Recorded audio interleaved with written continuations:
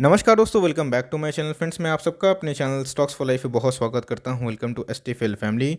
जी हाँ दोस्तों, Vodafone idea बहुत ही फेमस स्टॉक है दोस्तों अमंग द रिटेल इन्वेस्टर्स। उनके नतीजे आ चुके हैं। कैसे रहे नतीजे दोस्तों? क्या करना चाहिए, बाई, होल्ड या फिर सेल? क्या पॉजिटिव में? ऑफकोर्स दोस्तों पॉजिटिव तो हो नहीं सकता, लेकिन यस नेगेटिव में है। नेगेटिव की बात की जाए मतलब लॉस ही पोस्ट कर रहे हैं, लेकिन यस लॉस बहुत ही कम हो चुका है। अभी करना क्या चाहिए सबसे इंपॉर्टेंट है। और दोस्तों मैं देख रहा था मीडिया में कहीं पे भी एक वन टाइम एडजस्टमेंट दोस्तों इन्होंने किया है, वन टाइम गेन किया, लॉस नहीं। लेकिन उसमें बहुत लोग उसको नहीं कंसिडर कर रहे हैं। लेकिन मैं आपको बोलूँगा दोस्तों, एज ए इन्वेस्टर हमें हर एक न्यूज़ को बारीकी से चेक करना चाहिए, उसके बाद ही कोई डिसीजन लेना चाहिए, वरना दोस्तों हम फंस भी सकते हैं। तो वो कैच क्या है पूरी दोस्तों इसी वीडियो में चर्चा होगी। लेकिन चैनल फर्स्ट टाइम में सब्सक्राइब कर सकते हैं इस तरह के ऑनेस्ट और जेन्युइन एनालिसिस को सबसे पहले एक्सेस करने के लिए।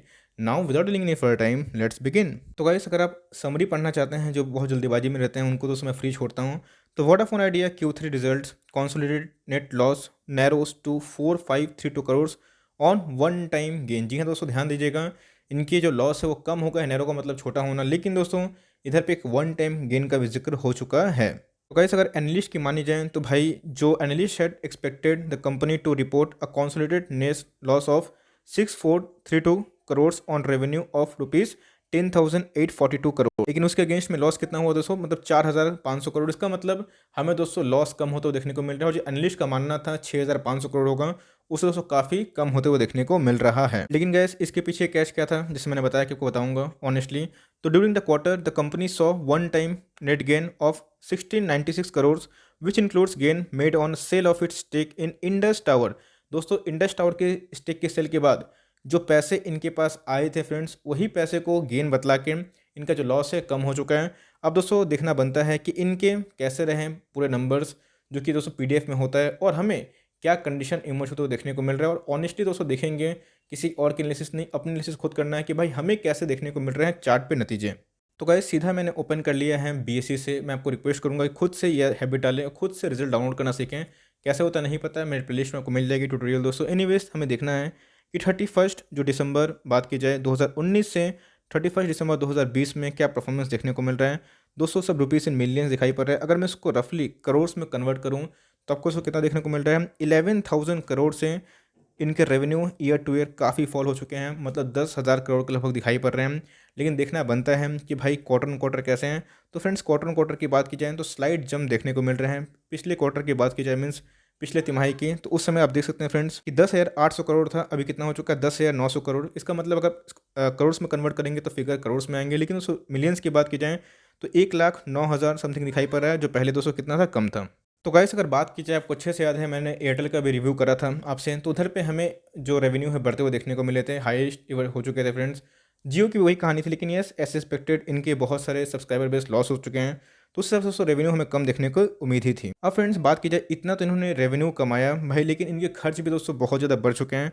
आप देख सकते हैं फ्रेंड्स कि इनके बहुत सारे खर्च होते हैं, एम्प्लॉय बेनिफिट होते हैं, नेटवर्क एक्सपेंसेस होते हैं, रोमिंग होते हैं, फिनेंस कॉस्ट, सबको मिला दिया जाए दोस्तों तो इनके खर्चे भी बात की जाए ईयर ऑन ईयर वैसे देखने को मिल रहे हैं, और क्वार्टर ऑन क्वार्टर स्लाइड थोड़े से कम देखने को मिल रहे हैं। तो फ्रेंड्स इसको एडजस्ट करने के बाद अगर आप देखें नेट प्रॉफिट या फिर नेट लॉस, आप देख सकते हैं क्लियर कर दोस्तों इधर पे क्या दिया हुआ है, प्रॉफिट या फिर लॉस आफ्टर टैक्स। इस ब्रैकेट का मतलब क्या होता है? कंपनी ने दोस्तों क्या किया है, लॉस पोस्ट करा है। पहले इनके लॉस कुछ ज़्यादा ही थे फ्रेंड्स, लेकिन अभी की बात की जाए तो लॉस कितना हो चुका है? 4,500 करोड़, जो कि दोस्तों ईयर टू ईयर और क्वार्टर ऑन क्वार्टर बहुत ही कम है। लेकिन ध्यान रखिएगा, इनके फ्रेंड्स अभी भी कंपनी के जो नतीजे हैं वो लॉस में हैं। और सबसे इंपॉर्टेंट चीज़ दोस्तों, इनके सब्सक्राइबर बेस कंटिन्यूसली टाइम में लॉस हो रहे हैं, जो थोड़ा चिंताजनक। लेकिन इस कंपनी की बात की जाए, डूबते को तिनके का सहारा जो कहावत है दोस्तों, उस हिसाब से कंपनी के जो परफॉर्मेंस है पहले से ठीक ठाक दिखाई पड़ रहे हैं। लॉस दोस्तों धीरे धीरे रिकवर होते हुए देखने को मिल रहे हैं। आप चाहें तो फ्रेंड्स सीधा ईपीएस से भी चेक कर सकते हैं कंपनी का परफॉर्मेंस कैसे रहा। तो भाई इनके ईपीएस कितने हो चुके हैं? यस, पहले से बहुत कम हो चुके हैं। बात की जाए लॉस में मैं बोल रहा हूँ, तो भाई कंपनी की बात की जाए तो इनके रेवेन्यू दोस्तों फ्लैट से दिखाई पड़ रहे हैं, और इनके लॉस कम होते हुए देखने को मिले। लेकिन देखना बनता है कि कंपनी कैसे सर्वाइव करती है। आरपीयू की बात की जाए, एवरेज रेवेन्यू पर यूज़र, आपको पता है कि रिसेंटली फ्रेंड्स इन्होंने हाइक करा था ये जियो एयरटेल, जिसकी वजह से आरपीयू एवरेज रेवेन्यू पर यूज़र सबके बढ़ते हुए दिखाई पड़ रहे थे। फ्रेंड जैसे मैंने बताया आपको कि भाई जो इंडस जो स्टेक सेल किया दोस्तों, ये उनके वन टाइम गेन देखने को मिल रहे हैं जो एकदम नीचे हैं, तो आप इसको ज़रूर कंसिडर करिएगा, जो कि 16,965 करोड़ देखने को मिल रहे हैं, जो बहुत ही इंपॉर्टेंट है।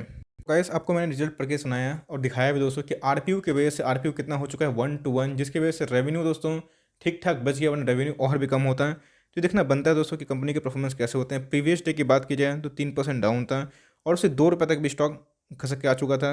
इसके दोस्तों ऑल टाइम हाई तो बहुत ही ऊपर है, लेकिन जो एक साल में परफॉर्मेंस की हाई कितनी है, ₹13 के लगभग दिखाई पड़ रही है। मार्केट कैप कितने दोस्तों, 35,000 करोड़ की मार्केट कैप दिखाई पड़ रही है। इसका मतलब कंपनी नो डाउट एक बड़ी कंपनी है, लेकिन दोस्तों जिस हिसाब से कंपनी के शेयर प्राइस क्रैश हो चुके थे, उधर पे दोस्तों जम की ट्रेडिंग देखने को मिल रही थी। लेकिन यस, इन्वेस्टमेंट पर्पस से दोस्तों मैं अभी भी इसको डिनाई करने की बात करूंगा। और ऐसा मैं क्यों बोल रहा हूँ, आप देख सकते हैं फ्रेंड्स कि यस, प्राइस छोटा है, इसका मतलब ये नहीं क्वालिटी वापस आ गई।